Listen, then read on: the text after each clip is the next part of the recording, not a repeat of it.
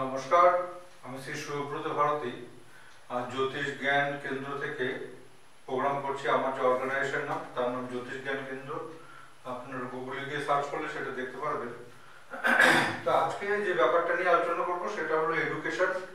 তো এই এডুকেশনকে কিভাবে আমরা ডায়াগনোসিস করব সেটা এখানে পরিষ্কারভাবে বোঝানো হবে, ঠিক আছে? তো এটা আমি আমার মতো করে বোঝাবো। বিভিন্ন জনের বিভিন্ন রকম মত থাকে, কারণ অ্যাস্ট্রোলজিটাই হলো বিভিন্ন মতাদর্শী এবং জ্ঞানীগুণীদের জায়গা, ঠিক আছে? তো মানে ক্যালকুলেশন যেখান থেকে স্টার্ট হয় সেটা হলো লগ্ন, ঠিক আছে? তো লগ্ন থেকে 4 নম্বর ঘরের থেকে অ্যাকচুয়ালি ক্যালকুলেশনটা মানে লগ্ন থেকে 4 নম্বর ঘর হলো আমাদের বিদ্যাস্থান, এবং সেখান থেকে আমরা মানে কেমন বিদ্যা হতে পারে বা কোন স্ট্রিম নিয়ে পড়াশোনা করতে পারে সেগুলো আমরা দেখি। তো যে কোনো ব্যাপার ক্যালকুলেশন করার সময় আমরা দুটো ম্যাটারকে মাথায় রাখবো। এক নাম্বার হলো যে ভাব, সেই ভাবের অধিপতি গ্রহ কোথায় বসে আছে এবং তার কারকত্ব গ্রহ কি কম্বিনেশনের সাথে বসে আছে। তো কম্বিনেশন মানে হচ্ছে সেই গ্রহটা কোন কোন গ্রহের এনার্জি পাচ্ছে, এবং 2 নম্বর কথা হলো যে সে তার কোন নক্ষত্রের সাথে কানেক্টেড।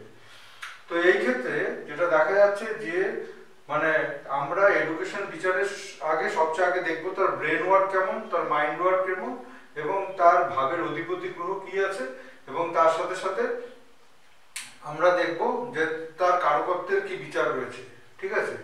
তো এই ক্ষেত্রে মানে লগ্নটাকে আমরা ধরি ব্রেন ওয়ার্ক এবং চন্দ্রটাকে আমরা ধরি মাইন্ড ওয়ার্ক, ঠিক আছে? তো লগ্ন অধিপতি গ্রহ বৃহস্পতি, সে কিন্তু রেট্রোগ্রেশন অবস্থায় আছে।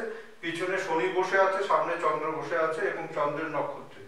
একটা কথা মনে রাখতে হবে যে যখনই কোনো গ্রহ রেট্রোগ্রেশন অবস্থায় থাকে তখন তার পজিটিভের জায়গায় নেগেটিভ রেজাল্ট দিতে শুরু করে, অর্থাৎ তার গতিটা যেহেতু স্লো হয়ে যায়, সুতরাং সব ব্যাপারে সে তার যে নেচার থাকে তার হচ্ছে স্লো অ্যান্ড ডিলে নেচারের ইন্ডিকেশন আমরা দেখতে পাই।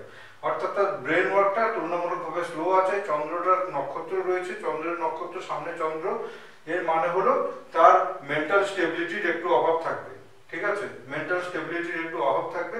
এবং পেছন থেকে যে এনার্জিটা পাস করছে সেটা হলো স্যাটার্ন। স্যাটার্ন মানে স্লো অ্যান্ড ডিলে।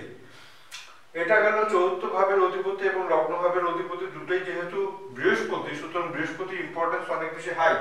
এবার আমরা দেখবো হলো বুধের। বুধ হচ্ছে এডুকেশনের কারক গ্রহ, ঠিক আছে?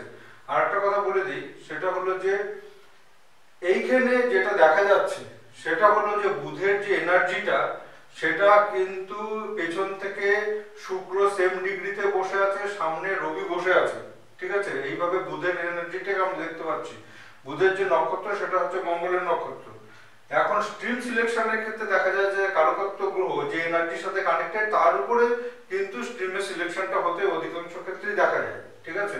সবই তো কেস স্টাডি। তো কেস স্টাডি করতে দেখা গেছে যে মানে যখন কারকত্ব গ্রহটা কার নক্ষত্রে বসে আছে এবং কোন কোন গ্রহের কম্বিনেশনে বসে আছে তার উপরে কিন্তু এখানে দেখা যায় যে সে মানে কোন লাইন অফ এডুকেশন তার কেমন হবে। সুতরাং এখানে মঙ্গলের নক্ষত্র, এখানে সায়েন্স বেস এডুকেশন হওয়ার ইন্ডিকেশনটা সবচেয়ে বেশি আছে। পেছনে শুক্র আছে, সামনে সান আছে। তো এখানে ছেলেটার বয়স হচ্ছে 16 বছর বয়স। এর পরের স্টেপটাই হলো তার স্ট্রিম সিলেকশন, যার জন্য আমার কাছে এসেছিল। তো তার ব্রেন ওয়ার্ক কিন্তু খুব একটা বেশি ফাংশনেবল না, মানে খুব একটা বেশি ধারালো ব্রেন না, ঠিক আছে?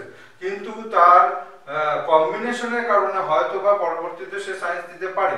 কারণ বর্তমানে যে সময়টা চলছে সেটা বুধের দশা, শনির দশা, বুধের অন্তর্দশা 2027 পর্যন্ত চলবে। এই বুধটা যেহেতু পজিটিভ, সুতরাং হয়তো সে সায়েন্স দিতে পারে, এরকম একটা কম্বিনেশন দেখা যাচ্ছে। কিন্তু পরবর্তীতে তার কিন্তু একটু সমস্যা হতে পারে, ঠিক আছে? তো যাই হোক, এটা আমার মতো করে আমি একটুখানি ইলাবোরেট করলাম। আর একটা যেটা ব্যাপার সেটা হচ্ছে যে ট্রানজিট দেখা ব্যাপারটা খুব দরকার। সেটা হলো যে বর্তমানে যে এডুকেশনের জায়গা সেখানে কিন্তু রাহু বসে আছে, ঠিক আছে? এই কারণবশত এডুকেশনে কিছুটা ডিলেমা, ফাঁকিবাজি, এই সমস্ত ব্যাপারগুলো লক্ষ্য করা যাচ্ছে। তো দশা যতই ভালো চলুক না কেন, কিন্তু এই ট্রানজিট কিন্তু একটা বিশাল বড় ম্যাটার করে। ট্রানজিট যদি ভালো না ফল দেয় তাহলে কিন্তু রেজাল্ট খুব একটা ভালো হয় না, ঠিক আছে? নমস্কার। এরপরে অন্য কোনো টপিক নিয়ে আমি আবার একটা ভিডিও